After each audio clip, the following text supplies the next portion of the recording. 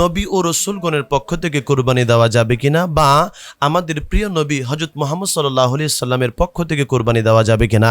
আমাদের এই দেশের মধ্যে এমন অনেক ধনাঢ্য ব্যক্তি রয়েছে যারা নিজেদের পক্ষ থেকে কোরবানি দেওয়ার পরে তারা চায় রসুল পাক সাল্লাল্লাহু আলাইহি সাল্লামের পক্ষ থেকে একটি কোরবানি দেওয়ার জন্য। এই কোরবানি দেওয়া জায়েজ আছে কিনা, কোরবানি দিলে সওয়াব হবে কিনা, কিংবা এই কোরবানিকৃত পশুর যে গোশত রয়েছে এই পশুর গোশতের বন্টনটা কী রকমের হবে, এই বিষয়টা অনেকেই জানেন না।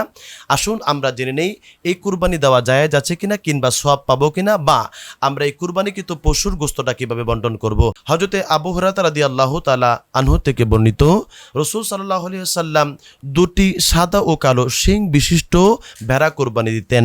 আহাদুহুমা আনহু ওয়া আন আহলি বাইতিহি, একটি তিনার পরিবারের পক্ষ থেকে দিতেন, ও আখারু আন উম্মতিহি মিম্মান লাম ইউদাহি, আরেকটি তিনি উম্মতে মুহাম্মদের পক্ষ থেকে দিতেন।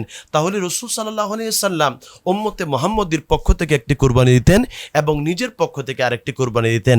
সেই সুবাদে আমরা যারা উম্মত রয়েছি আমাদেরও উচিত রাসূল সাল্লাল্লাহু আলাইহি ওয়াসাল্লামের পক্ষ থেকে একটি কুরবানি রাখা, নবীজির পক্ষ থেকে একটি কুরবানি দেওয়া। নবীজির পক্ষ থেকে কুরবানি করা এটা সৌভাগ্যের বিষয়, শুধু সৌভাগ্যের বিষয় নয়, এটা অত্যন্ত সওয়াবের কাজ, এটি নফল ইবাদত হিসেবে গণ্য হবে। আরেকটি বিষয় হলো যে আপনি রাসূল পাক সাল্লাল্লাহু আলাইহি সাল্লামের পক্ষ থেকে যদি কুরবানি দেন, তাহলে সেই কুরবানিকৃত পশুর গোশতের যে বন্টনটা সেটা কিভাবে হবে।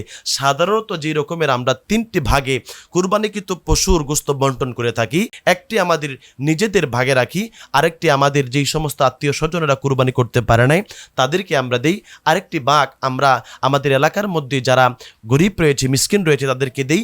ঠিক তদ্রূপভাবেই আমরা রাসূল পাক সাল্লাল্লাহু আলাইহি সাল্লামের পক্ষ থেকে যে কুরবানিটা দেওয়া হবে সেই ভাগ আমরা সেইভাবেই আমরা ভাগ করে দিব। আল্লাহ পাক রাসূল সাল্লাল্লাহু আলাইহি সাল্লামের পক্ষ থেকে আমাদেরকে কুরবানি দেওয়ার তৌফিক দান করুক। আল্লাহুম্মা আমিন।